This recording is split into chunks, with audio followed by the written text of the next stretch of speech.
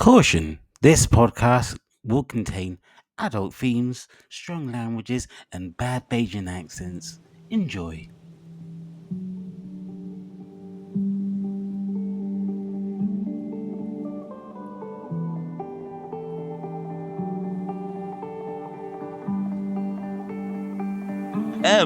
Welcome to Around the World in 80 Games. I should do the Kermit arms.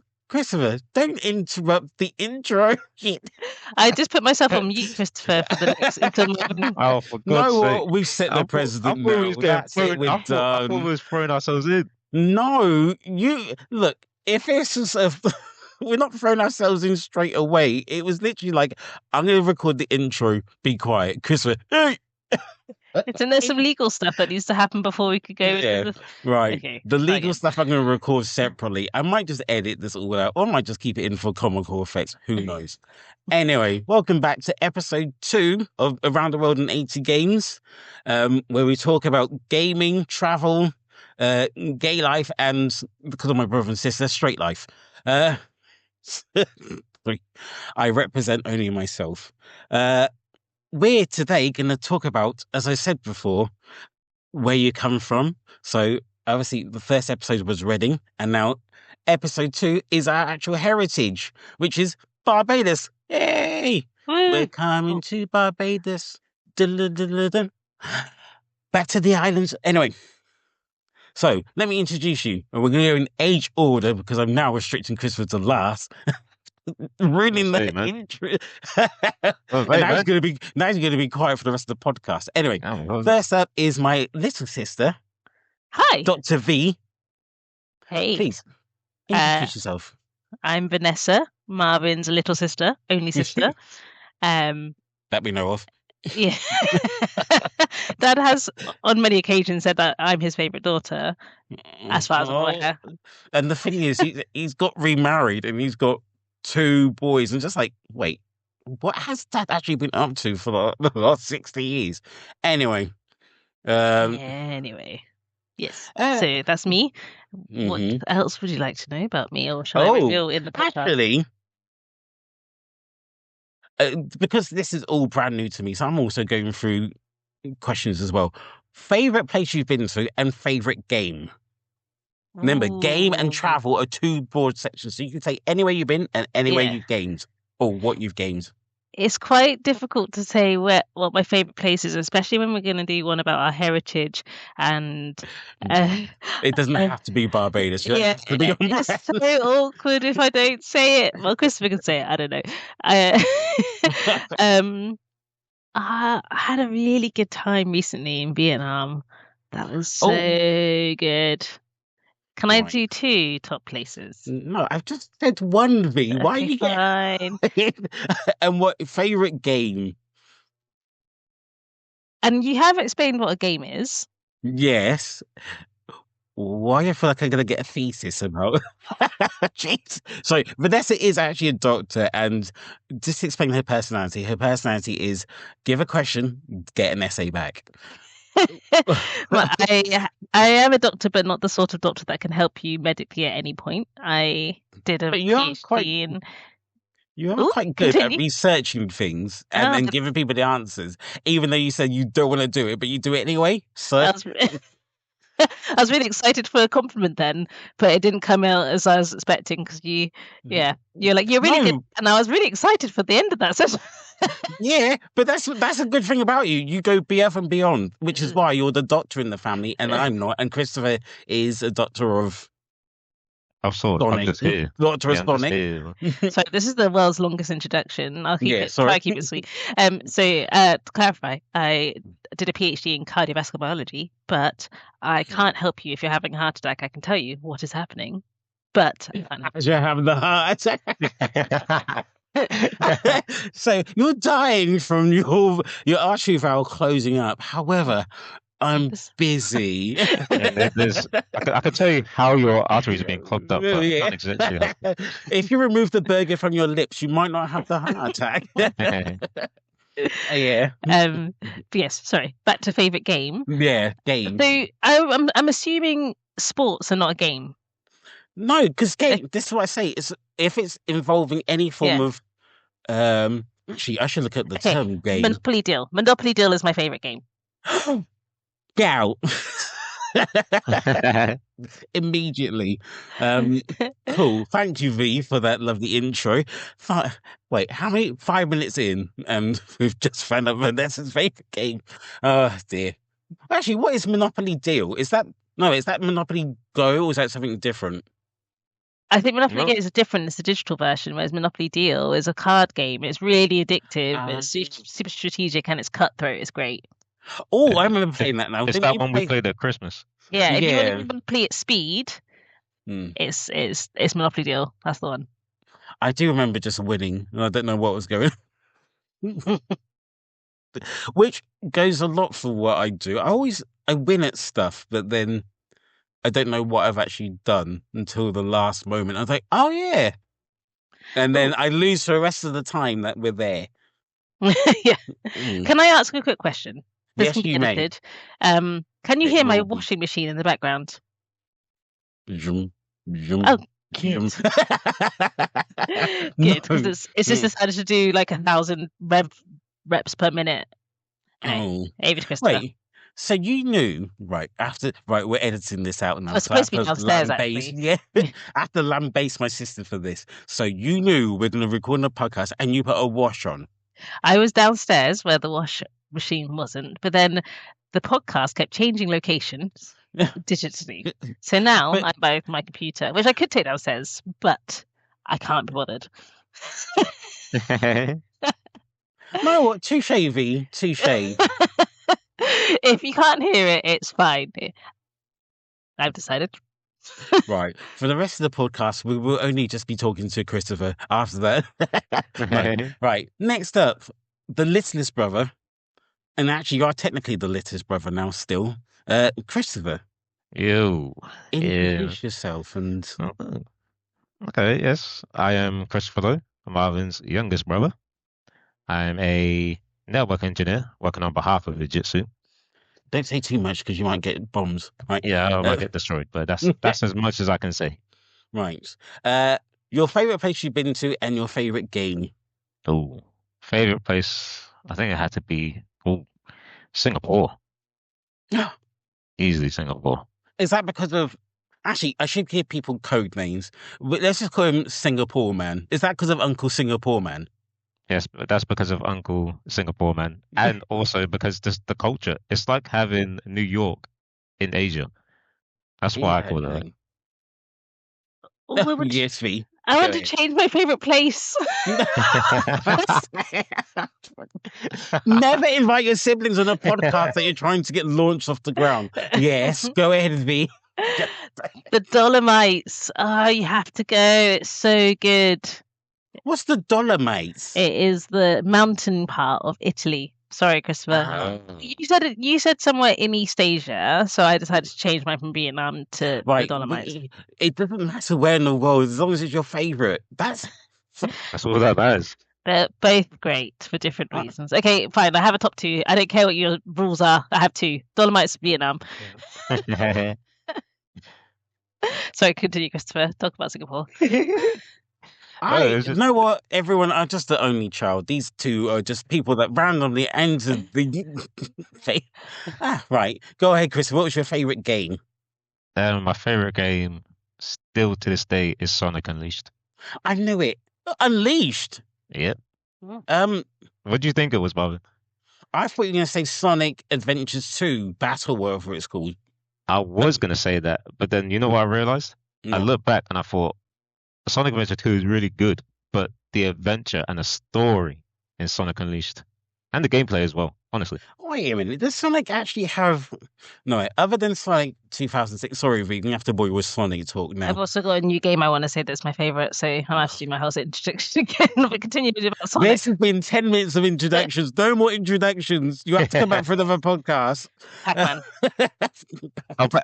Wait, Pac-Man or Miss Pac-Man, Vanessa? No. As a feminist as you are. I mean, it's more or less the same thing. Just one has a bow on their head. But the levels are so different. Leo feminist out there going, "You said what?" You take that bone, shove it down your mouth. Fake. Which is the one that you get to go to the blue, like it turns into the peach one. And it's a different maze and it's like blue and it's that might be Miss Pac-Man. Okay, then Miss Pac-Man. I prefer Miss Pac-Man.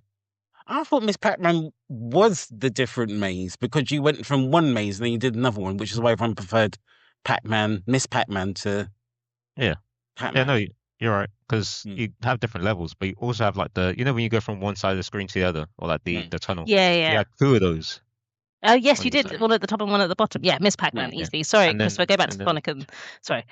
But what was your question about Sonic Unleashed? Or 2006? You said 2006. Oh, yes. So, what? Why? No, just why? No, they had... You got Sonic Adventures, anyone I remember playing fully and enjoy, even though, the voice acting and the cutscenes were just freaking hilarious. But two better. Yeah, I'm just like, oh my god, someone got paid to say that. But Sonic Unleashed, is that the one where he turns into a werewolf? Yes. Right. Sonic is a werewolf. I have to ask several questions. You know what? This is just going to be pure intro. We'll get to Barbados next episode. Why? Yeah, that's what I'm say. Why? I don't know why. It was just the Dark Age, man. Well, you have to think about it. It came out at the same time as like God of War and all those other QTE games and arena fight ones. And what was the one that Dante's Inferno? Oh god. Right.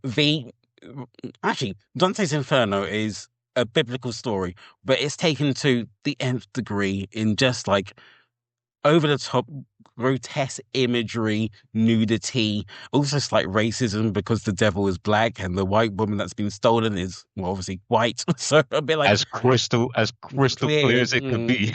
I was just like, wow. And he's taken there for his pleasure. And I was like,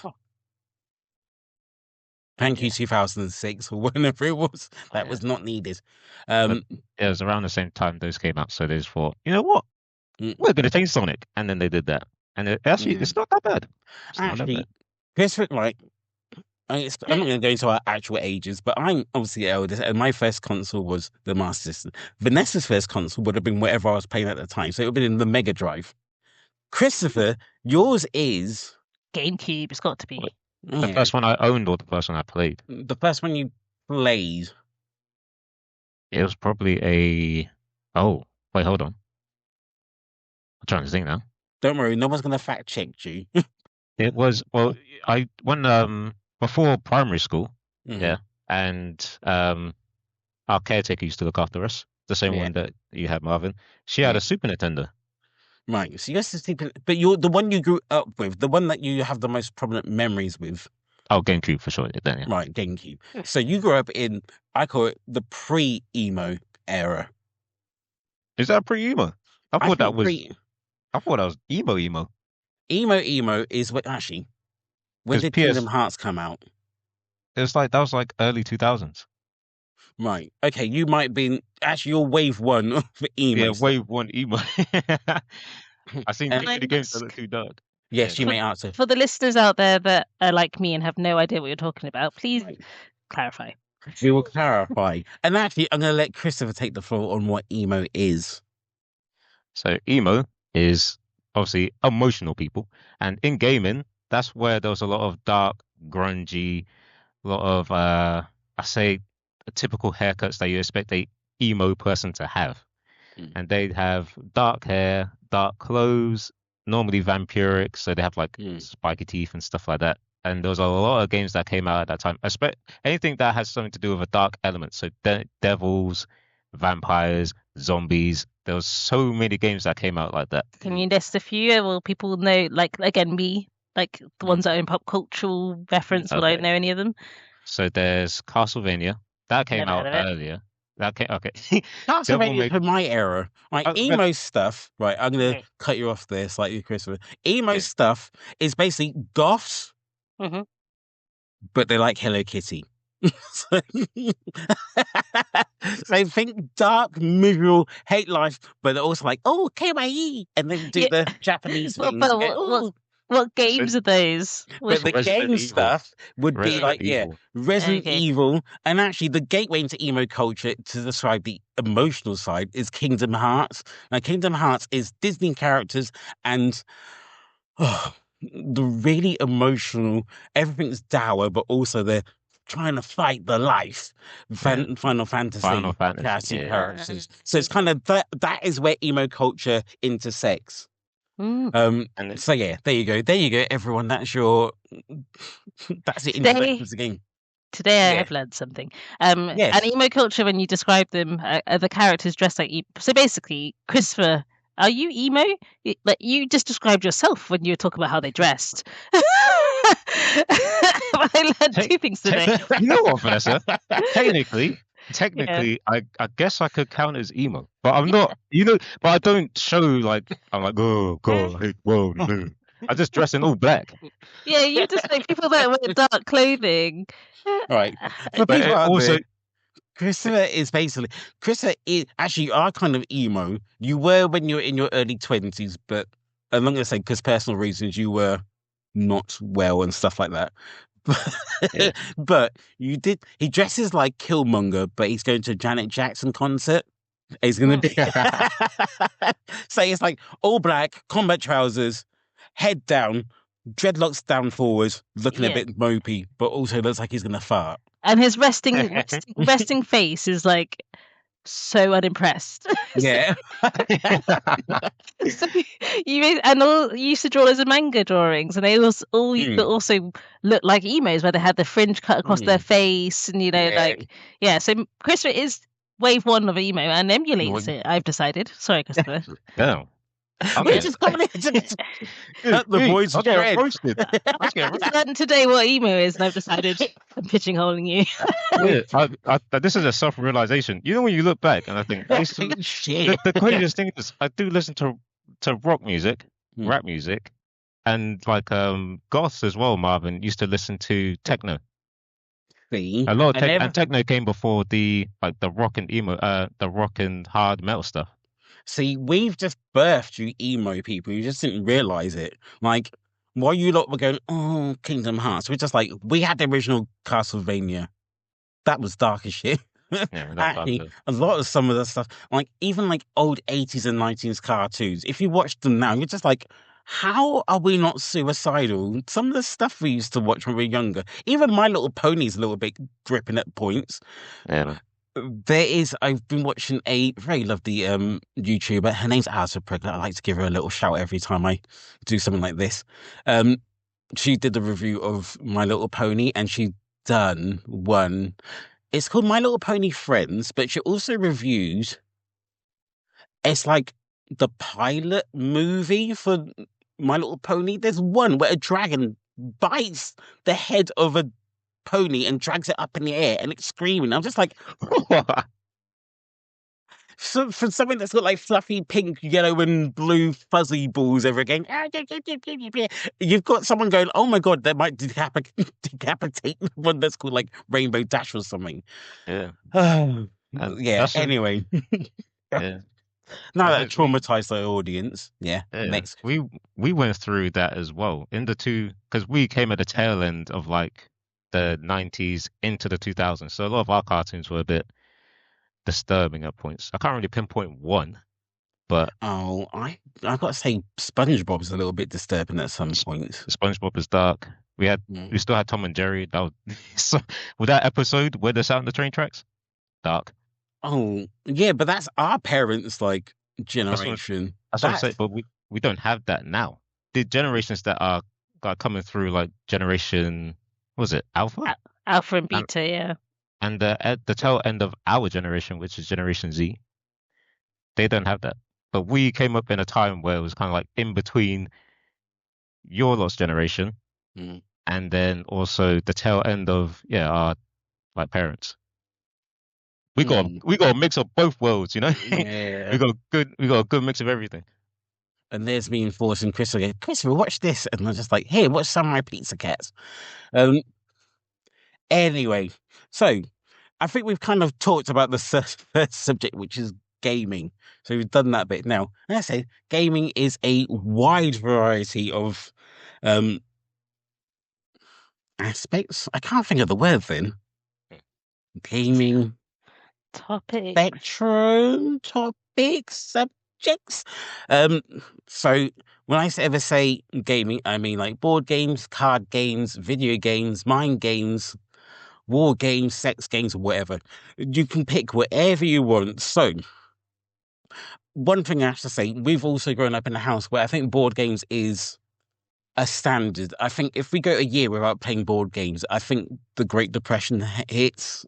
Yes, something has definitely happened. Something's gone wrong. We need something to get all our frustrations out. And I think this year, we've not played a board game yet. We have not. No, we haven't been on holiday together. But usually at Christmas we play a board game. And that's where we all spend Christmas together and we all go, no, I aren't speaking to you again until next Christmas. Like, especially now, I'm going to have to bring up this one game. And this is the one game which I hate, but it's only because I lost. That stupid Formula 1 game. I hate it. I hate it so much. Right. Shall I let you describe the game, The Boy? That's Chris's nickname. The Boy. The Boy. The Boy. The Boy. So there's this game called Formula D. Look it up. It's an absolutely brilliant board game where you can have street races, or what we mainly play is the Formula 1. So we have the Monaco track. Around the track, you roll the dice and you can change gears as well. You can damage your car by having your gear too high, crashing into people. And if you brake too hard in the braking areas, which are marked by, I think it's normally by red and green symbols near the corners. And it's normally in red as well. It'll be coated in red like the spaces. If you have too much damage on your car, you will literally crash and burn. It's a death race to the end. And Marvin, if you want to share your experience. I'd rather not. It's like a very slow motion version of Formula 1. Yeah. It's like if someone did it on audio play and you just had like and here goes around the corner. Oh, he's burned the crash. And he's master light. Oh no, he's burned the crash as well. Oh! And I just remember I was like way in front from everyone, and then it's like you rolled the perfect dice every single time. It's like, how is she catching up with me? She's like half a lap behind. And then I crash and burn just before the finish line. It's quite strategic. I don't know how many I've lost. I don't think I've lost that many games. It wasn't strategic. It was Marvin racism. It just did not. And the thing is, I just needed something like a 2 or 3, and then V's like, roll. Okay. Spin the head. Roll. Oh, perfect. Roll. Okay. I got a turbo boost. I'm just like, what the hell's going on here? I'm driving it like I've got a Mini Cooper. V has got like a Tesla hooked onto a Lotus with some speed boost from Fast and Furious. And I was like, how did she get those dice perfect every single freaking time? I'm not mad, V. I'm telling you. Strategy and the Dr. Luck. I'm not bitter, V. I'm not bitter. Right. Next one. Right. I'm going to have to point V at this one. Then this is the one I think might actually ruined my life because I now have to explain it to everyone. Exploding Kittens. Oh, that's also similar to how I find Monopoly Deal. So, if you haven't played Exploding Kittens, well, also to put into context, we all have cats in our family. Yeah. Apart from our dad, who seems to hate all animals or anything with 4 legs or anything that's anything that's not a human, basically. Yeah. Well, even that. See, the rest of us like animals, yes, especially cats. And there's a game called Exploding Kittens, which is a card game, and all the cats have. Oh, it's fun if you like puns or unnecessary ridiculous art. That each card is its own spectacle of stupidness. There's like cats that are like vomiting up rainbows, cats that have got demons coming out of their eyes, cats that are shaped like watermelons. It's called a catamelon. It's so good. And each exploding kitten has a different role. It's kind of like you can get someone else to roll to pick up another game pick up another card, or you can like pause, or you can be like a kitten that's like safe from being exploded and things. So essentially, they're a deck of cards, and there are these cards in the deck called exploding kittens, and if you pick up an exploding kitten, you die and you're out of the game. But there are one less exploding kitten in the deck than people playing, but there's lots of other cards in the game that allow you to avoid the exploding kitten. So you have to try and keep your like cards that are going to avoid you from getting exploded throughout the game.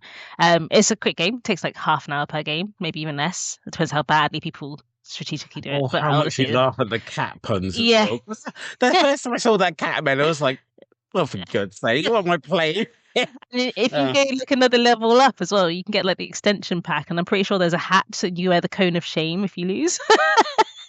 If you get the imploding kitten, it's great. No, you do. It's like a dunce out, isn't it? Oh, it's just ridiculous every time. And actually, I think there's a digital version of it now as well. Is there? There is. I think I saw it on was it on the Switch store or Steam? It's on Switch, and it's on you can go on mobile as well, I think now. Oh, I'm just looking online quickly. There's one called Taco Cat as a card, and it's a cat shaped like as a taco, and it says I'm a palindrome because you spell Taco Cat backwards. It says Taco Cat again. It's so good. It's such a good game. Oh yeah, I didn't even realize that. Yes, exactly. It's educational at the same time as absurd. That would be then. No. Oh, and there's a TV show. There's a TV show. It's Exploding Kittens. Yeah, it's on Netflix. It is also as ridiculous as the card game. Yeah, it is. And it's got like some devil cat and some god cat gets dropped from, like, there's a god cat that doesn't want to be gets dropped into Earth and it doesn't want to be there. And it's I only watched like 2 episodes. Oh, so it's an emo cat then. Emo. Yeah, it's an emo cat. Yeah. Oh, we've gone full circle back to our first conversation. Wait, so there has been quite a big string of like video games and board games that have come to fruition on probably, I'm going to say Netflix. Is that a Netflix show? Yes, I think it's Netflix. What I said, Netflix are the kings of converting stuff that no one thought they needed to convert. However, I will say I do need to get Netflix again just because apparently there's another season of Cuphead. Now, context for people outside, especially V now, because I know. Yeah, I have no idea. I'm literally Cuphead is basically a love letter to like old Disney cartoons, Tex Avery, the Fleischer Brothers, all that kind of stuff. It's that old 1930s style cartoon, but it's a run and gun game, and it's ridiculously unashamedly hard, and it hates you, but you love it. It's the ultimate toxic relationship. But at least you get rewarded for this, like you do in a relationship. It's fantastic. But the point is, it's actually got a cartoon series on Netflix, and I thought, they're not going to have much premise with it because it's basically you got Cuphead and Mugman, and it's basically 2 cups, and they got human bodies, but they've got cups, they've got straws out of it. It looks freaking weird, but the art style on the game is fantastic. But you have to run around, shoot everything, but most of it is just boss battles. And some of the bosses are bizarre. One is like a pharaoh, and he tries to trap you inside like a tomb, and it has loads of sphinx and stuff flying around the place. And then you have to fight a vegetable garden at one point. So you got a carrot, a potato, and an onion trying to kill you. Oh, actually, little tip for everyone. When you see the onion, don't shoot it. There you go. And that's what I'm going to say. That is the weirdest sentence I'm ever going to say. If you see an onion, don't shoot it. And what else is there? It's just bizarre. There's a candy woman she looks all sexy, but then she just turns freaking evil, and she's got a candy castle, and it's trying to chase you down. Some of the things are just like, how much acid did you not take before you did this? The thing is, they appear in the show as well, but the show is very new Disney and a bit Ren and Stimpy in its execution.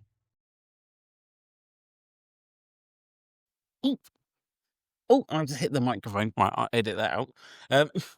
Right. anything else you'd like to bring up about gaming and stuff? Actually, while I'm still here, sorry, I'm still talking. I also have a gaming channel, Mr. Game and Travel, on twitch.tv, twitch.tv/Mr. Game and Travel. I do gaming stuff. The boy does appear on it now and again. Yeah, he's walking in the background to see how you do. Or I'll make a good guest appearance. Yeah, even though I said, Christopher, get out. But yes. Also, the boy is into video gaming as well. What is your favourite at the moment in terms of what you're playing? I know Marvel Rivals is one of your favourites.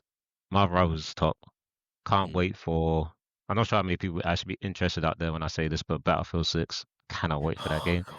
But a good game that I love at the moment is No Man's Sky. Oh, right. For context for V, Marvel Rivals is... You got the characters from Marvel, some of them. They're still adding more and more. It's a free-to-play game. It's 6 versus 6. You basically just got to try and kill your friends / your villains. Is it like that game we used to play where we had the, what's it called? Super Smash Brothers? Is it like that? V remembers a video game. Are you...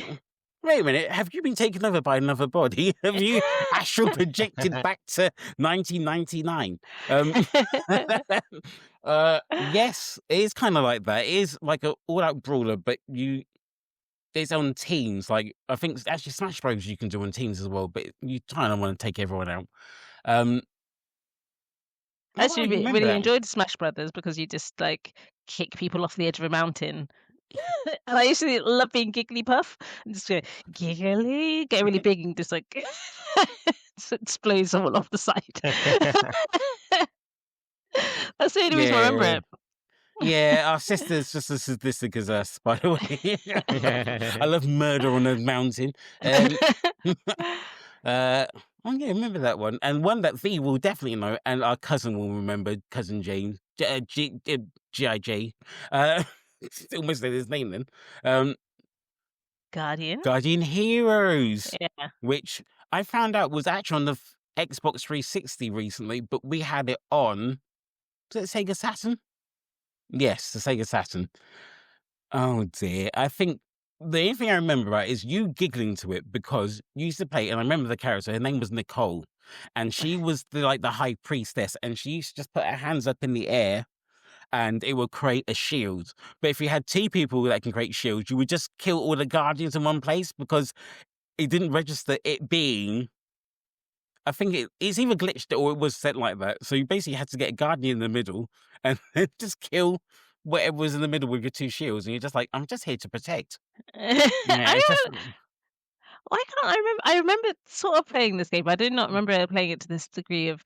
So there's an age gap between us. So when you played it and I played it together, you understood the strategy. I probably thought I was just having fun and finally being allowed to interact with you because most of the time you'd kick me out of your room, tell me to shut up, make me away. Older brother. So all I remember is being able to walk around in the game with you. That's it. So I remember. Oh, that's quite sweet, but I'm also like, Vanessa, get out. You're not playing the character right. Again, I'm looking up now. Guardian hero Nicole. She wear a blue hat. Yeah, I think she did. Ah, okay. And it's all very anime now, I remember it, because they all had very big eyes. It's all very Pokemon looking-ish. So I think one of them even looked like, because there was a little magician one, I think, and of all names, I don't know if I remember the names. Randy? Who had the little rabbit? Someone had a little rabbit. That was him. So basically, he was basically actually, oh, V, you've actually just, right, this is for people to go out there. Please, I want this podcast just to be major, just so I can get people to go, notice the difference between Ash Ketchum and Pikachu and Randy and this little yellow rabbit thing. And the rabbit thing was fire. I feel like Nintendo might have known a bit too much then. Actually, no, because Sega Saturn came after. Did it come after or before Pokemon? Because Pokemon was 96, 97? Pokemon must have been after. Because... whenever the Game Boy was made. But around that sort of time. Oh, I have to put this online. Right, this is going to be my first story, I think. Randy versus Ash Ketchum, but I think Ash might actually win because you know what? Watching the Pokemon TV series, Ash is the king of burning anyone. Some of the insults he comes up with, I think something like someone says, "Oh, catching bugs is my life," and then Ash just goes, "Well, get a new life." I'm just like, especially the original series, man. Yeah, the original series is like, wow, Ash, for a 10-year-old, you're spiteful. Mean bitch. He should just be out there just cutting people. Especially Misty. Yeah, she got the worst. Then you just look at all these beautiful women and think about me, and he's just like, oh, we've only got time for one delusional woman at a time. It's like, wow. Oh, you say like, Ash, that's you're not part of the conversation. Yeah, Usain Bolt. Crash and burn. Anyway, right. Now we've talked about gaming. Thank you, everyone. We'll now move on to travel. So, in 2022, we, as a family, decided to go to Barbados, which is where most of our heritage is from. Although I've always thought part of us was part of Trinidad. According to my 23andMe, we're 16% white. That's the Scottish part of us as well. What? I don't know who's Scottish. Anyway, so 85. I thought you said that we're like 16 or 17% Scottish. No, just all I know is Caucasian. Oh, heritage, or European. Oh, I've been going around impressing everyone saying that we're Scottish. We're slightly Scottish. Yeah. My name's Mucklow.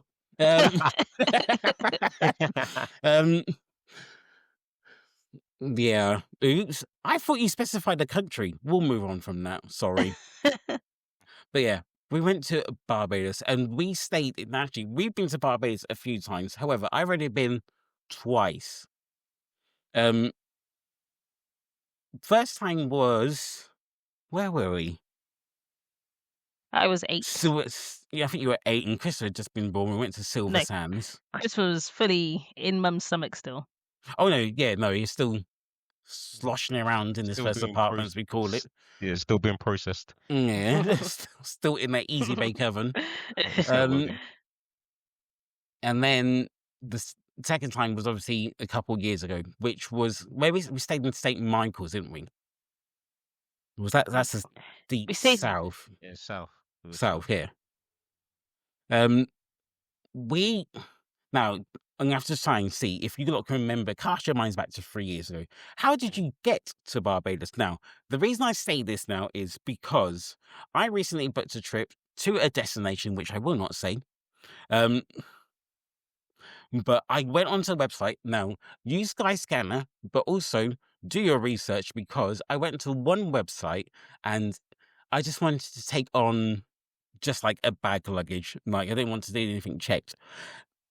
The company I went on to tried to charge me for the online baggage, but I went to a different website. It cost £10 cheaper and I got it checked in automatically as standard, like you normally do. I know some websites are like, oh, we might have to charge you for bringing on your handbag. I'm just like, 2, I don't have a handbag. 3, no. But yeah, it's just a bit bizarre. So please do your research. But I think did we fly there Virgin Atlantic? Was it Barbados Airways? There's no such thing as a Barbados Airways. I've already left Britain. Barbados Airways has already taken over. Sorry. But yeah.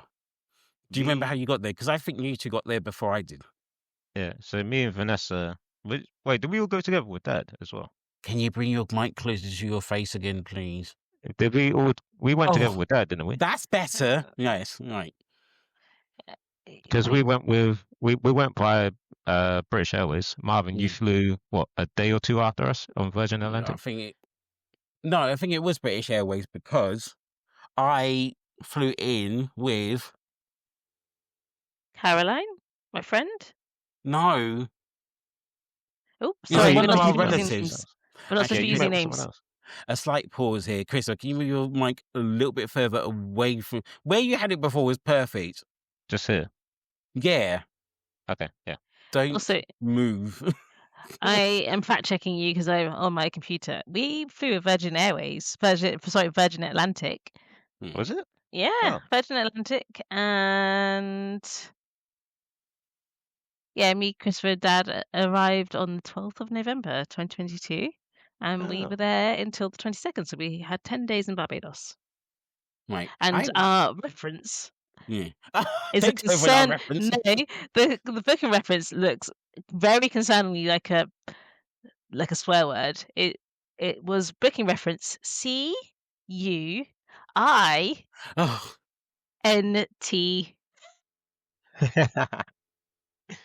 Why, V? I've definitely got to do.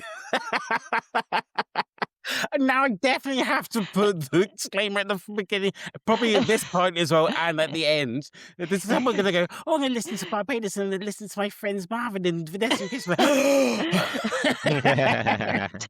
I didn't spell a swear word. I just spelled the reference. What the fuck, V? You are allowed to swear on this podcast, don't worry. I'm not saying that one. I think the C-bomb, I can't do with the C-bomb. I don't know what it is. Some people say it. I'm just like, oh, are you... It's a cutting word. The thing is, people just throw out willy-nilly, man. They're like, especially down here in the south.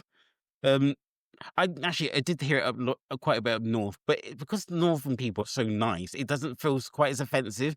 Like down here, everyone's got like a slightly posh, like heart made of glass, kind of cutthroat kind of sound to them. So it's a bit like, oh, you really hate me. Yeah. For good reason, because I just called them no. Well, also, thank you for that, V. I'm keeping that in. About it.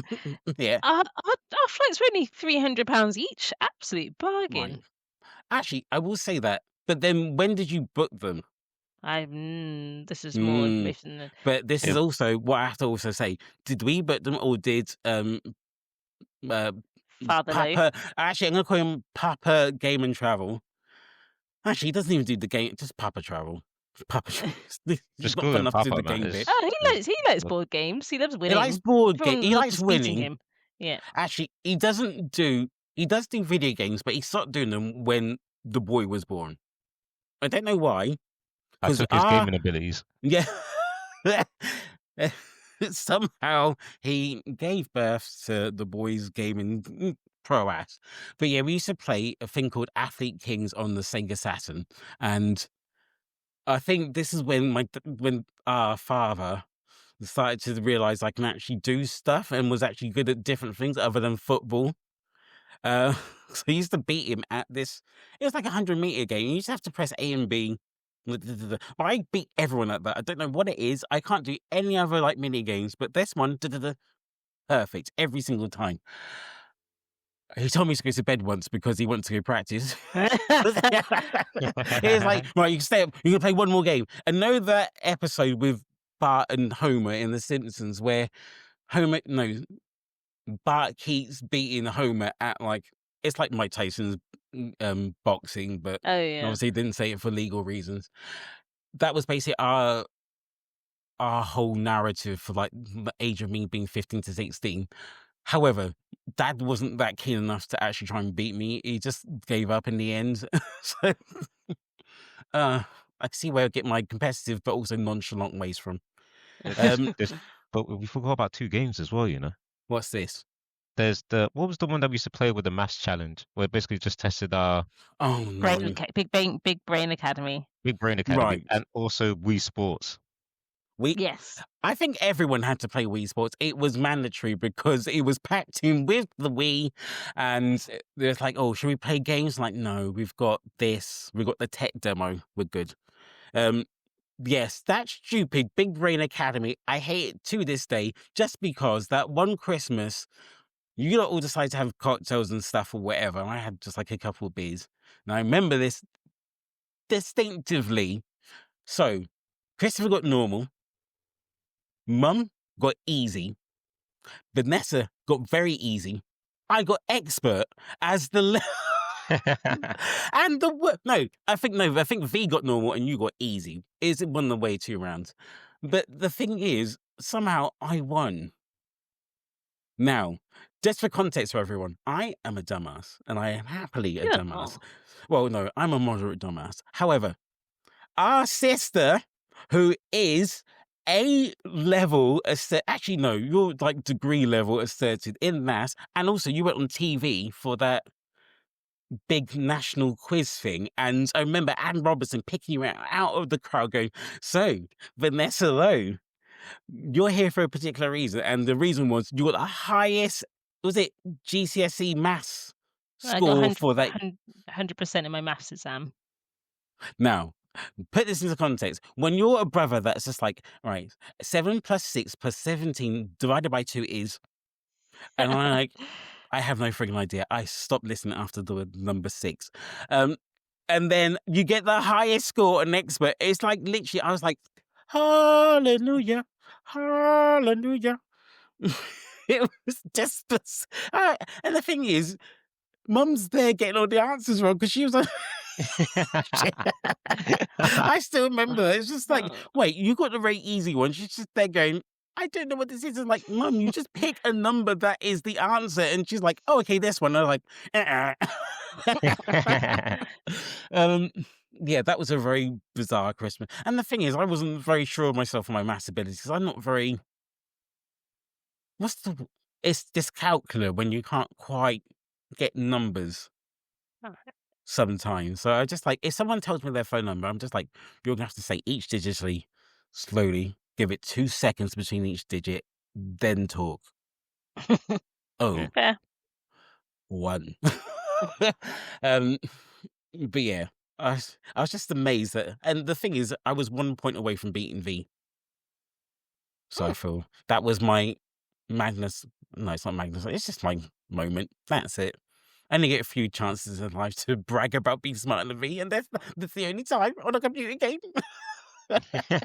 But to be fair, that game was kind of hard because it gave you the question and it gave you 3 or 4 answers, but it's all like bubbles that were going around like it's a Windows screensaver.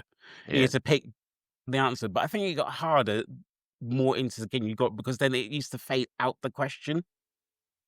Yeah, Big Brain Academy had loads of like it's just very questions. Yeah, you have to go patterns or. Yeah, I've just discovered there's a Big Brain Academy. Sorry, Marvin. There's there's a board game. Oh. Christmas 2020. Oh yeah. That's going to be someone's Christmas present. Right. Right. Everyone, please get your poll in. Now, Vanessa's Christmas present is going to be to either me, V, or Mum. Mum's going to say no instantly, so it's going to be between us two. Get your polls in now. We'll let you know Christmas this year what happened. Watch V forget that she's actually going to buy this by something completely different. Although I've actually discovered what I'm actually going to buy you two this Christmas already. Mars bar. No, I've got money now. I've been paid at long last. Okay, good.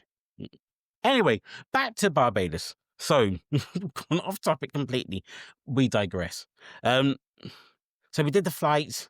We had the curse word for our booking. Now, getting around the island is a little bit of a arduous task because there are buses. However, the buses are basically a minivan, a DJ desk, and lights. So if you can't remember where you are, your DJ will tell you when you've gotten off at the last stop, and you're like, so we just listened to a whole bunch of soca and reggae, and I'm now on the other side of the island. I was meant to stop at Oystons.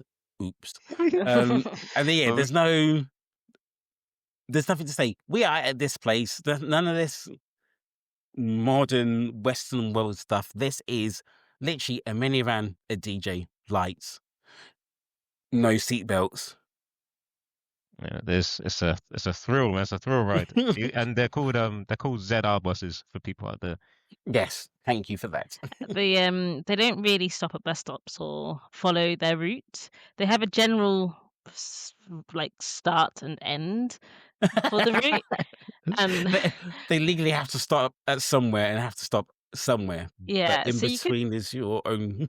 You could be walking you could be minding your own business, walking 3 streets away, and a ZR bus might see you, and they'd be like, "Oh, this person walking," and you'll hear like beep, beep, beep, beep, whatever like novelty like horn they have, and then and the driver will be leaning out of his window and be like, "Do you want to get in?" You're like, "Oh, good, thank you," and then everyone else just sat in the back, just like waiting for just random people to get in. But like they also don't have any. There's no walkway in these vans. If you are sat at the very back and you need to get out, everyone has to get out of the van to let you out, 'cause like, and they had like the folded down chairs in the walkway, so you like stop randomly, not at a bus stop, obviously, because they don't really follow the bus stops. So you press the button, which you have to figure out whether it's a button or whether it's a black strip somewhere on the bus, or just shout to the driver.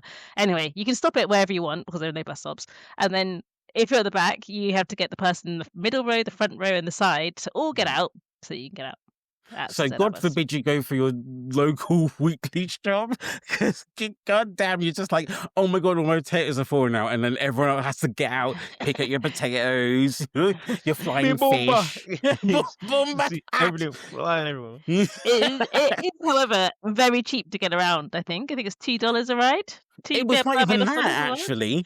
Do you remember when we came back from, I think it's like Oystins, and we got the taxi back, and I don't think he even charged us that much, because it is meant to be, I think you looked up on the website, something it's like $8, and we paid something like $5 for us. It's like a group. It's like, you know what, make up your own moot, make up your own cost. It also, to highlight, most buses you don't have a seatbelt, fair enough. Yeah. The reason you would consider wearing a seatbelt on a ZR bus is because they also don't follow the speed limit if there is one. The speed limit only applies when you see a cat or a person on the road, or a chicken. There will be a chicken on the road, and they will stop for that. If you're an old lady, God forbid, you better. You better duck and dive. You better make it to the other side of the road. You better have your best Nike Air Max on, because you ain't. If you're not on the bus, you'll be under the bus. Not over. In the air. My potatoes. I don't know why she's Irish. My potatoes. So that's getting around the island. I will suggest, again, for people who go to traveling to Barbados, get a car hire. However, and this is a big however stipulation, you really, really, really, really, really, really do need to take photos of your vehicle before you leave the actual place and any accidents, because you will get charged for them, even though it may not be your fault, and it probably isn't your fault because you might have been hit by the ZR bus. The ZR bus, or any of the locals. Random local. Yeah, local. And that time, Marvin, we're going through we're going through a drive-through. I'll save it for when we get to the food. And we're coming out, and there's this homeless guy. And obviously, like, we'll get you something to eat. And then one of the security guards came up to us and said, "No, don't buy none. He's been here since like 9 a.m. waiting for people to give him something. Don't do it, because he'll just trade it for, narcotics." Oh. So, and then he came into our car and said, "Yo, where's my food? Where's my food?" And then we said, "We ain't got nothing for you." And then he hits the car with a TV remote. A TV remote. And I was ready to hop out the car. I tell you, people, I was ready to hop out and just beat this guy on the side of the road. And everyone was like, "No, Chris, don't do it. Don't do it. It's not worth it." I thought, that's insurance, man. Yeah, hadn't Dad just parked the car in a random place, and he came back to the car, and someone had clearly driven into it. Yeah. And then left. So you got charged for some damage with the car. So if you do hire a car, definitely get that everything cover insurance, because it doesn't cover you against other people in Barbados. They'll drive a bit rogue. Yeah, I've been to other countries, and I think Barbados might actually be the worst, but it's only because they've got the worst roads, and you don't really need. Wait, this is going to sound weird. Even though I just said you don't really need a car. If you're in a resort area, you don't need a car. If you're anywhere like us and we hired a place, and I'm just looking at the map, we weren't in St. Michael because we're in Christchurch. Are we? Okay, we're close to St. Michael. So. Close, yeah. So we were based in the very south, but where everything is, because Oystins, isn't it just below Bridgetown? Yeah. We were about like a 10, 15 minutes drive. It's not even that far.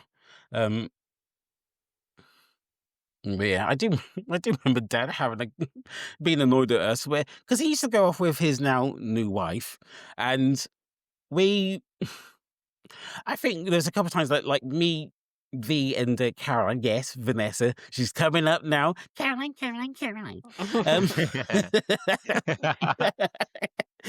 Sorry. Right. For context for people, we went on a holiday, we're family holiday, but V decided to bring the best woman I've ever met in my life. She was prepared for everything. And I mean everything. And we're going to have to bring up, and I'm going to bring up the story. You know what's going to happen. Yeah. This is the only reason you're on the podcast, V, for the shame. The shame. She had everything. I was like, oh, Caroline's the best. Oh, Caroline's organised. And V just walks up to me after like 4 days of me going, Caroline. Just goes, oh, will you just give up? It's always Caroline. I was like, all right, Marsha. But she is cool. Tell her I love her. Anyway. Don't worry, she's only second to you, V. No, it's fine. I've accepted my place. Christopher, she's actually first. Don't tell me. So anyway, traveling around the island, that was cool. Right, areas of Barbados. Now, you missed the story. You said you were going to tell the story about Caroline. Don't worry, the story's going to come up because it's now going to come under excursions. Oh, great. Right. So, areas around Barbados. Now, can you suggest any places around Barbados that they could go to? Yes. Right. Bathsheba Bay. Right. Bathsheba is on the east coast of Barbados. So Barbados has the east coast, which has got the Atlantic Sea here, lashing it up with. That's where some surfers go. It's got the rough sea. It's not where you go and sunbathe like you see in the tropical pictures. That's the west coast, which has got the Caribbean Sea. It's all clear and all the fish. But Bathsheba Bay has like these really cool rock formations where the waves have hit them, and it's just like it's quite quiet and remote. And it's also got a delicious food place that's super cheap. There's nice fresh fish. It's real good, and it's in a blue hut. I can't remember the name of it. Just go to the Blue Hut. There are two places. Wasn't it called the Bay House? I'm sure it was the Bay House, wasn't it? No, I'm gonna look it up. Bathsheba. Christopher is right. It's called Bay Tavern Bar and Restaurant. Oh, yeah. Yay! And it is in St. Joseph's. So if we're doing and it's in Martins Bay. Wow. Yes, I was right. You know your Barbados. Okay. Yeah, that's because I got the map here. Okay. Cheat. Oh, actually, sorry. You're wrong. It's not St. Joseph. It's St. John. Unlucky. Oh. I said St. John. Hey, we was 3 for 4. Yeah, 3 for 4. That's not that bad. And if there's a cricket score, it sounds good. Actually, it probably sounds quite bad. Cool. Okay. Right. That's my recommendation. Right, places to eat. The other place we have to recommend, and I think she would actually lash us if we don't tell her. The woman at Roti Hut. Oh, was it Roti Shack? No, it's the Roti Hut. It's so good. Roti Hut. Now, I will say this, and we were discussing this earlier, Christopher, and I say this to Vanessa for context, and for people in the podcast. She basically adopted us as her kids. There and then, we were just her children, and she used to give her extra food, and I think she even gave us like extra roti. Yeah, she gave us extra rotis to wrap it in because it busted through the first roti that she put in, so she had to wrap it again. But the thing is, now this might get a little bit racial. Now, remember, traveling is a. Oh, it's the Roti Den. Sorry. The Roti Den. Sorry, the Roti Den. Sorry, scratch that from Roti Den. Just actually, we were saying this as well, Chris. Like, pick a food and then pick a noun, and that is literally how they label stuff in Barbados. Yeah. What do you want? Roti? Where is it? A den. Roti Den. Done. They gave us extra food, but I did kind of feel like she was given extra food because we were of the chocolate variety. Now, if you're part of the vanilla crowd, it was just like, yeah, there you go. Thank you. But yeah, I think she did kind of adopt us. But I think it's because Caroline was with us. Yes, Caroline. She got the same treatment. But I was just wondering, would Caroline still get the same treatment because she is Caucasian? Would she still get the same treatment as us? And I've always wondered about this when you go traveling. Like, do you get the same service and kindness and quantities, etc.? Because, racism is still a thing, unfortunately, in this world. And sometimes it works always. There's no such thing as reverse racism, as some people said in America. Sorry to American listeners. There's no such thing as a reverse racism. Racism is universal, unfortunately. But yeah, I always take time to that. Yeah, because the race, she gave us loads, but then I did notice when she spoke to other people, it wasn't quite as much. Maybe just favourites. Yeah, because we went there quite a lot of times. We went there a couple of times. Yeah, in 10 days, I think we went there 3 or 4 times. That's quite a lot of times. That is a lot of times. But also, we also cut off one of Dad's trips just to go to Roti Den. Got made our way back. It's number one priority, man. We got eat. Yeah. So, go ahead. Can I just these are the top 3 places? Oh, no, top 4 places I would eat in Barbados. The Bay in Bathsheba. The Bay. Well, I've already forgotten the name of it. The Bay Tavern. The Bay Tavern. The Roti Den. That's more of a lunch thing. Musters. That's a lunchtime thing. Musters, which is right in Bridgetown with the Caucasian Bajan. Yes. Yeah, and Oystins. Absolutely got to Oystins on a Friday or any day. Doesn't really matter. Oh, and I've got 2. So we're doing food and excursions in one place. So 2 places you have to eat. One because of the taste, and the second one is because of it's so different from the one we got here. So first one is Chefette. Oh yeah. Please go to Chefette. Now you need to go there because the food is amazing. Definitely all the chickens. Don't bother getting the roti. Just go to Roti Den. The chicken's fantastic because it's triple cooked. So it's boiled, roasted, and fried. Which I think I might start doing myself as well because I've noticed whenever I cook chicken now, if I don't boil it or put it in some kind of water, it tastes a little bit funny. But yeah, anyway, that's my thing. But you need to go there and be prepared. If you want fast food, you'll get the food bit. It won't be fast. If you don't hear the slapping of flip-flops and the kissing of teeth and the general smell of chicken and bad attitudes, you've not been to Chefette. All I can hear is, and I need to get a drink because my lips are a bit dry now, is literally, and then slap of the flop, and you're just like, can I have the leg dinner? And there's always a hold on. The food's cooked. I can see it's ready. It's right. You just put it in a bag and just give it to me. And this is Mama. Actually, or was it you that said it? I think it's you or one of the aunties that we've got. I was saying that a woman was in Chefette and she ordered like the leg dinner. So it comes with like 2 pieces of leg and whatever. And she says to the woman, I ordered the leg meal, but you've given me breast. And all you can hear is the biggest kiss of teeth. And she looked up and like, it'll be 20 minutes. You have to wait. But there's all the chicken. It's literally right there. Why? I know who would have said that. It would have been Auntie E. Auntie E. Yeah. We would say it. We call it Auntie E. It's just the best. Go for the food. Stay for the attitude. I do have a recommendation for the breakfast. Yes. I just can't remember where it is. Oh, was that a place we went to? Yeah, just found it. Art Splash Cafe. If you want to go for, especially if you're vegan as well, this is a good place to go. Because for people out there, we have dietary needs. I am lactose intolerant. And if you want waffles, they've got it there. And it has no lactose in it. No milk, no nothing, but it tastes beautiful. Absolutely beautiful. And it does have, it was that place that was like a big hut and we got like smoothies and stuff. Yeah, same place, yeah. If you're in sorry. Yeah, go ahead. If you're in Barbados and you want a Western-ish breakfast, you can go there. Yeah, although it was quite costly for what I think it is, but it's worth it for the taste and the views because I think if you sit outside, it's just like, you can see the whole of. I think it's right. I'm looking at the map now. I think it's Freshwater Bay. Yes, I think it's Rockley Beach. Oh, Rockley Beach, and it's fantastic there. Now we're talking about more excursions. So, V, we've got two things we have to discuss. The first one is, I like to call it the Jurassic Park tour without the dinosaur.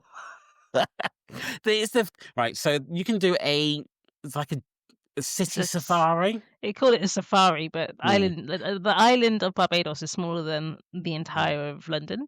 So it's not really a safari. It's a drive around the island in less than a day. Yeah. Thankfully, and I will say this as a health and safety precaution, you will have to wear your seatbelts. And I will say, please wear your seatbelts and don't sit in the back like I did. I end up looking like Will Smith from Fresh Prince of Bel-Air, where he does his head rocking around, and that was not even intentional. That was actually just me in the back being thrown around. Well, the driver's going, well, look over there, look over here, look down here, and we're just looking at things that have not that much interest. You do get to get a good insight of the history of the island and the settlements there, and like all the history that's been there. You get to see Rhianna Drive, which has got to be the worst looking town street I've ever seen in my life, and they named that after Rhianna. I'm like, Rhianna, can you come back home and like pump some money into your own country, please? Yeah, please. Stop singing about bitch, give me my money, bitch. Come save your home. And a fun fact, actually, somewhere in our line of family, we have Fenties. Yes. And if people have a keen eye, her makeup brand is also called Fenty. Mm-hmm. And so also, we do have a cousin that looks suspiciously, and I mean suspiciously, like Rhianna. Yeah. It's a bit... There are only 400,000 people in the island. There's got to be some connection somewhere. Yeah, so something going on there, man. And... yeah, I don't know what it is, but our cousin Elle, she does. I was like, oh my God, we might actually be related, but everyone's related on that island because they've all. It sounds so gross. They've all played around with each other at some point, but even our parents are related. Did you know that? I'm cutting that bit out of the podcast. Technically, like somewhere cousins by marriage. Oh. This explains why I will never date anyone from Barbados, ever. Yeah. And actually, I'm going to come on to this other point before we go on to the next thing. So anyone who is of the LGBTQIA plus community, be warned, it is illegal to be... It's not legal to be gay over there, but it's legal to show affection over there. So everything's very underground, and they will say it on all the dating apps to say, be cautious, do not show displays of affection, blah, blah, blah, all this stuff. Just be cautious. That's why I'm going to date. Right. Next thing. So that's Safari. Oh, if I find the links for it, and I might actually V to see if we can find the links for the excursion for that safari. Yeah, already found it. It's called Island Safari. Cool. Thank you. Next one. Now, this is where we have to shame V a little bit. So, this is the time of when it was Black Panther, Wakanda forever. So, I didn't forget about this. No, Barbados is one of those places that still has open air cinemas, and know what? It was packed out. I was a bit surprised because I would have thought they would have gone to like an indoor one where it's got air conditioning and all that stuff, but because it's at night, Barbados is kind of nice in the temperature because it doesn't stay too hot at night. It was actually okay. I think as long as you drink like water and stuff, you're okay. And it's the weirdest experience now, especially for us as Black people, especially after losing the lovely Chadwick Boseman. I know. Even to the bitter end, he was seeing kids in the hospital, even though he's dying of cancer. I was like, no. They should have done everything just to keep him alive. They should cryogenically frozen him and say, come back. But seeing that film was actually quite emotional in a sense that we're in a country from our heritage and people are beeping at every single freaking reference to Chadwick. It was like, remember the Black Panther? Beep, beep, beep, beep, beep, beep. And to put in better context for people out there, imagine when you see clips of American cinemas, and then people go, imagine that, but with just car horns. So if anything happened on screen that was big, it'd be beep, beep, beep, beep, beep, beep, beep, beep, beep, beep, beep. We have to watch that film again just so we can actually hear what was going on. Oh yeah, But and there's another reason why we had to say we have to watch it again. Now, the other reason we have to watch it again is because one, you have to try to tune in your radio into the broadcast FM wave, which is kind of hard to do, but it wasn't quite loud enough. But then I think something happened in our car. Now, someone was driving the car, and it was the doctor. Now, actually, I do take part blame for this because for some reason we parked the car, stayed there, and then we didn't decide to take the coil out. So, partway through the actual screening, and also I think it was like quite a vital part. It was like one of the big fight scenes. We're like, "What's going on? What's going on?" No, Luna. Oh, so we got Kitty. She's decided to join. Can I please? I've got some for some reason she's interested in my pistachio nut. She's such a bizarre cat. She eats all food apart from citrus fruit. Right, look at Luna, and guess who's just turned up as well? Maxie. Like Luna. Can I at some point take over this?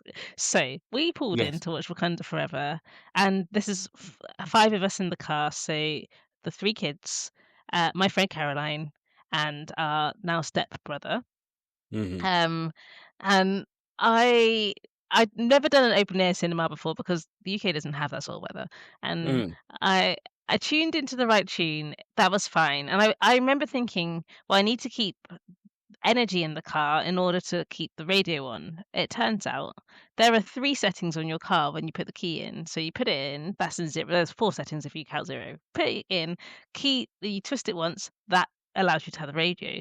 Put it twice, I don't see the point of this particular setting. What is the point of this setting? It turns the coil on. It does nothing else. It has no other function at all. I don't know what the point of that is. And the third one is to turn on the ignition. So we had driven in, I turned it from ignition to point 2, which apparently leaves some form of electrical thing happening in the car. I don't understand cars, Christopher can explain it.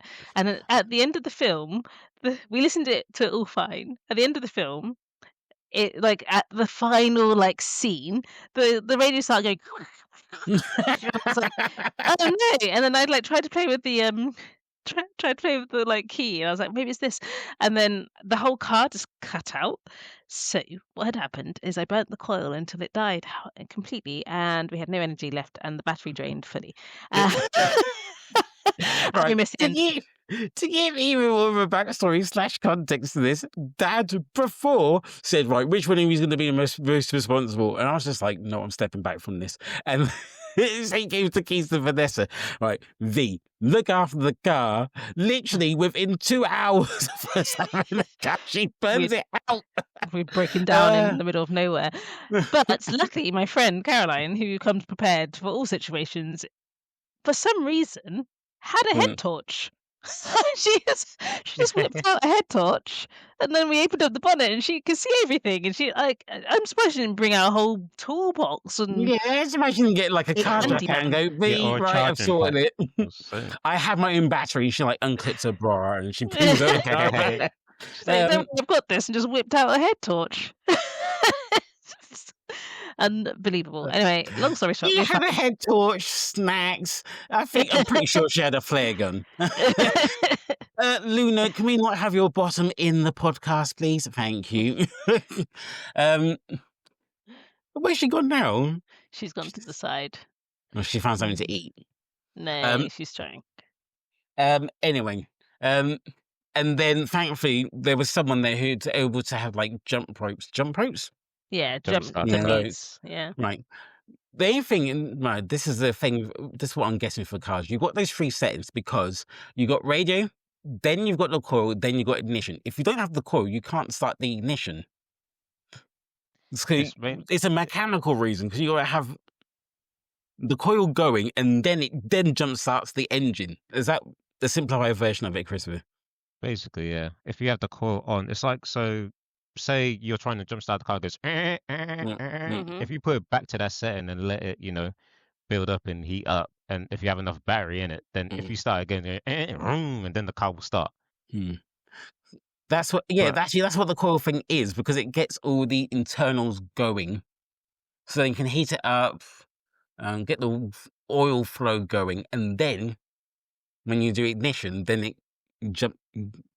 mini jump starts the car. Ah. There you go. So you basically just put the car like a 100-meter race. Vanessa was basically having the car just keep doing warm-ups and warm-ups and warm-ups and warm-ups, and then by the time the race actually happened, our race is done. You know? No, now that you mentioned that race, all I can think of is that hurdle semi-final. With Bajan. Oh Yeah, no! I'll that have to- was that guy from China who could. Yeah, it was London. It was London Olympics, man. I'll never forget that day. I watched that shit live. Oh, So funny, man. Basically, our car was the only person that didn't go past that. We were the Chinese guy, weren't we? No, we were the Polish guy. He just took off the mark. He didn't even get over the first hurdle. He didn't get. He pulled his hamstring just instantly. That race. This is a race where it was there was a Bajan person in it. But there are 8 people that started, only 4 people finished, because like at the very first hurdle, as soon as the gun went off, someone like came off the mark, pulled their hamstring, then someone else jumped over a hurdle, but then hit the hurdle, and then hit someone else over, so the 2 other people were out, and then there's another one. The Chinese guy. He jumped over 2 hurdles and then pulled his ass. Yeah. Everyone ate shit in that race. I'm sure like 3 people ate the ground. There were 3 people. No, 3 people officially ended, but it was only 4th because they made him after the cameras followed that Chinese guy round, and then made him finish off the race, and then he got like the slowest time ever. But it's only because they put the camera on him. It's like there's actually 4 other people that are like need nursing right now. Why are you following this book? And I'm pretty sure like the president of China's like follow him now. I need his name and identification. He can't come back to the country. The best way to put it is like, you know, when they do Maury and they say you are not the father, and then they chase the woman. It was like that.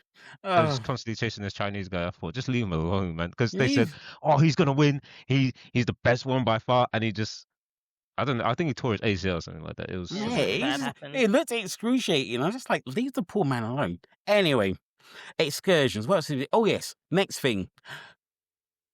Turtle sea diving. Oh yeah, we did that. That was really good. It was a shipwreck as well. If we find links for that, because it's a shipwreck as well. Now, did we also go on was it a glass bottom boat as well? Yeah. Yeah. Right. That was actually really cool, and it was actually really good. And I was mesmerized by the fact that some of the things that they were pointing out at the sea, I was like, I'm not sure if you should even touch that, especially when they brought like an urchin out. I was like, I thought they were poisonous, but I think that's certain types of ones. They can kill you. And he's just holding it in his hand. I was just like, can you not bring that closer to my face, please? Because I know I play far too much Resident Evil. I just know it's going to jump up my face and go with teeth. But yeah, it's really cool seeing turtles. Oh, and also it touching the bottom of your toes. Yeah, they get real close. They get proper close. But it's also, you do actually, again, this is a point of contention and warning. Please make sure you're a strong swimmer,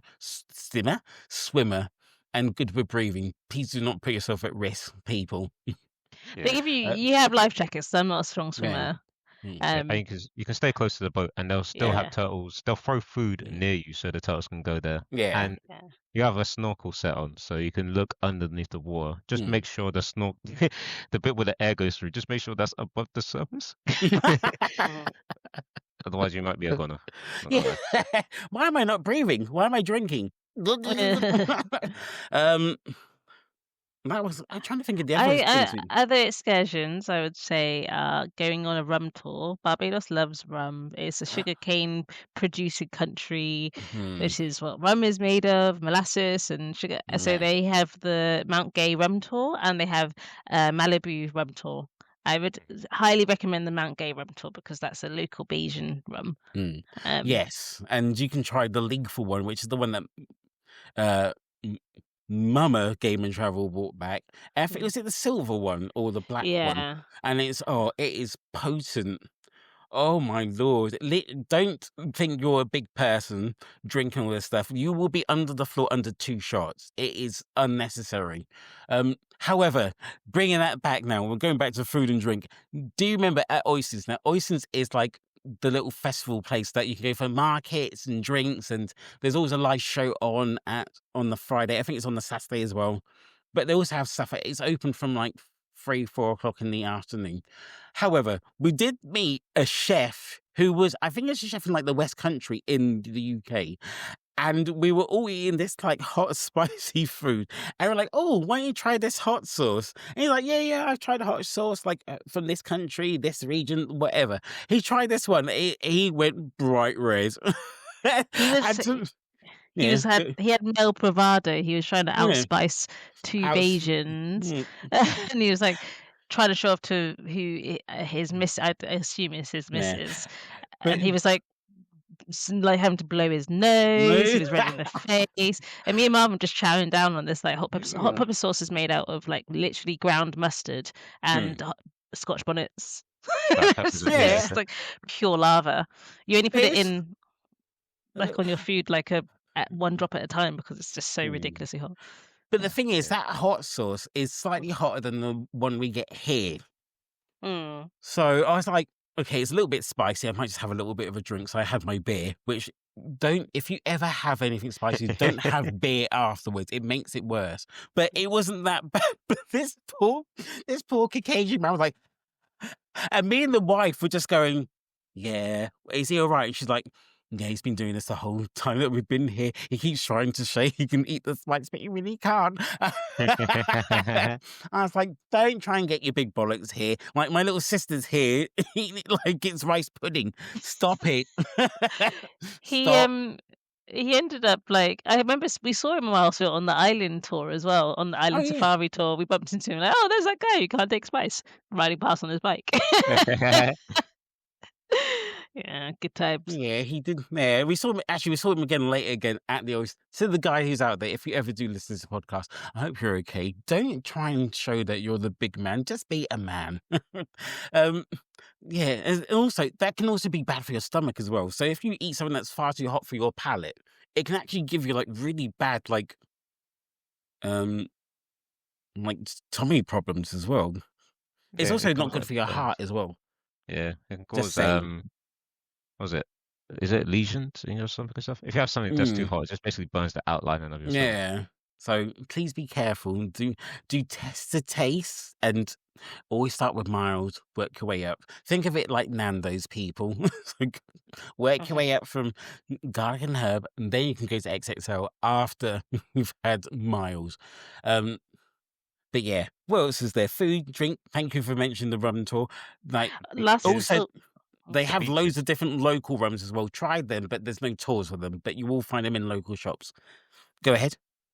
And beaches, man. Oh, the beaches, right? Miami Beach. Miami. There's basically just as V said before, East Coast for surfing, the West Coast. Now, go to a place called Whole Town. They have some really nice beaches and nice, lovely restaurants and rum shacks and stuff.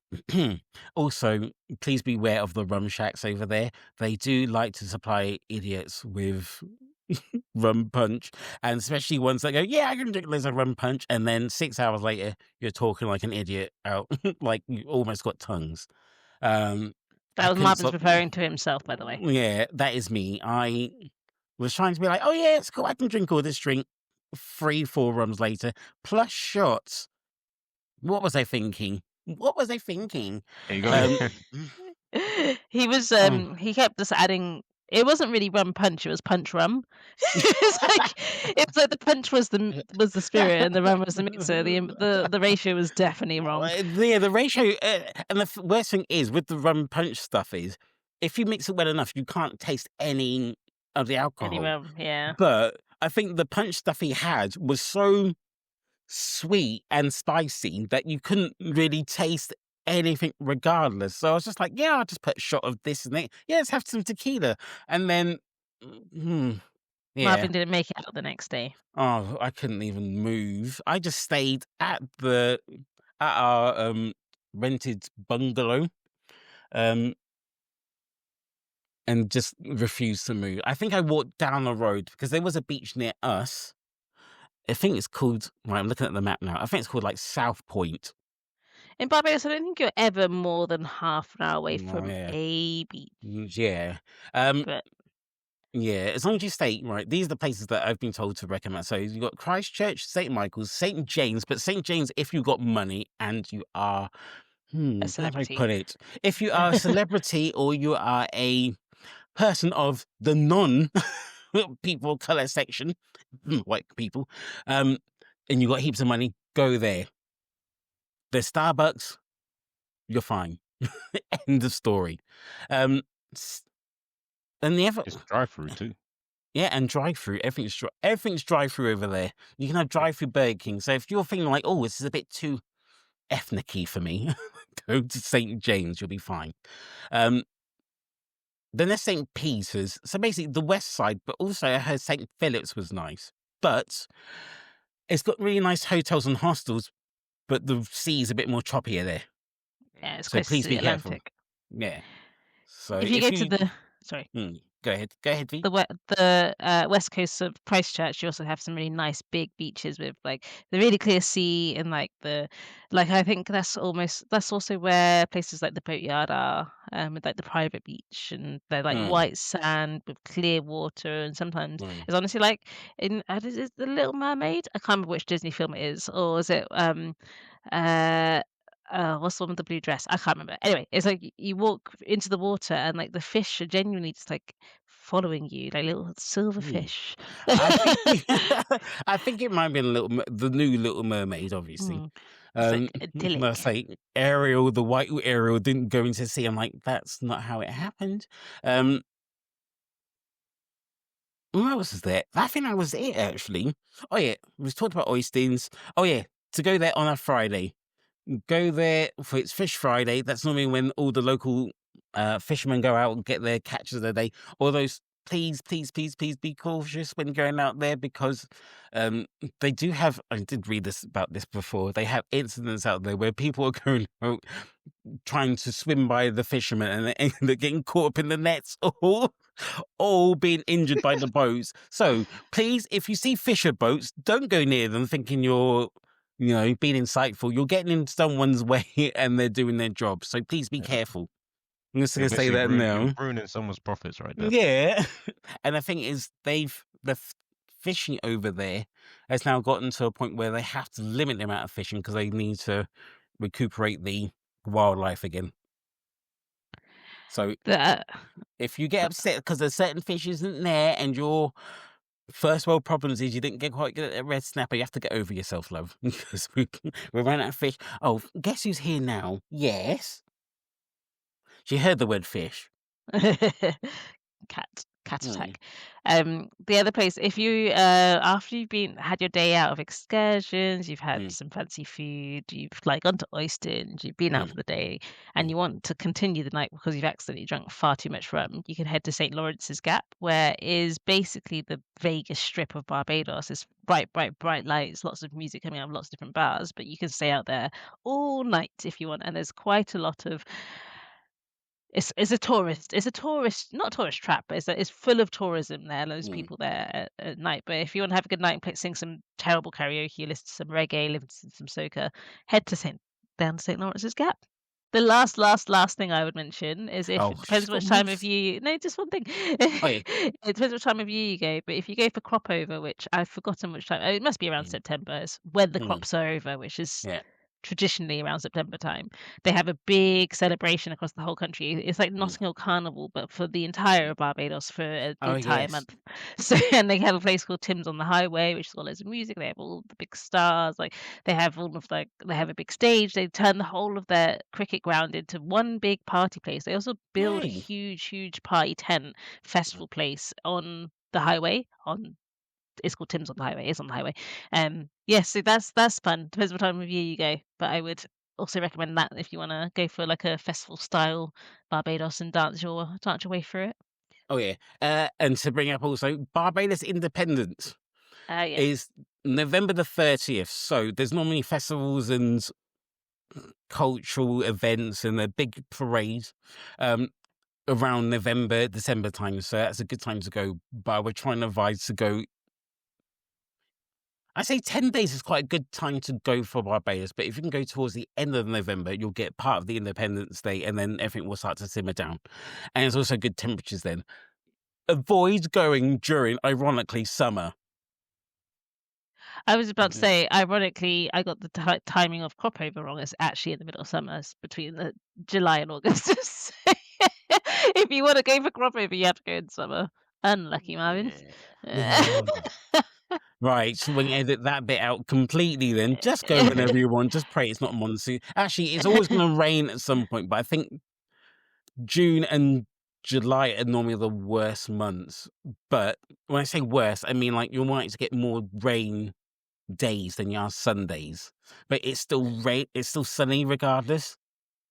Yeah, I will say there's one more thing I will say. It's tied to food. If you're going to go to a supermarket and get snacks, please be aware of how much sugar is in those things. Oh, yes. Honestly. Oh, because there's a drink. Yeah, Marvin, it's called Fruity. Oh, Fruity. It's basically Fanta, but our Fantas in the UK, they have about, 20 grams of sugar altogether in 500 milliliters. Out there is 60. 60 grams in our whole 500 milliliter bowl. So if you have to drink it in, I say 100 milliliters. Like per time you're going to drink it. But because it's so hot over there and it is quite intense heat and you're sweating quite a lot, that amount of sugar doesn't seem like that much. Until you drink a whole bottle. Yeah. In one sitting, and then you pass out. Because we've had someone out there who had 3 bottles. I thought he's had 160 grams of sugar, or 180, sorry. And they was out for the whole day. So please be careful. But if you can, give it a go though. Please give it a go. Also, just to say, please wear light clothing, hats, caps, and sunscreen, because we did have one of our friends go down with sunstroke, and he was the king of like, I can drink this and do whatever I want. And I was just like, he's in the hospital now, so... Yes, be careful. Be careful out there. It's a great time until you remember that you are a human being and you are your own oven. So don't add extra heat with no water. Space out every drink with a drink of water, not juicy or fruity, because you will actually die.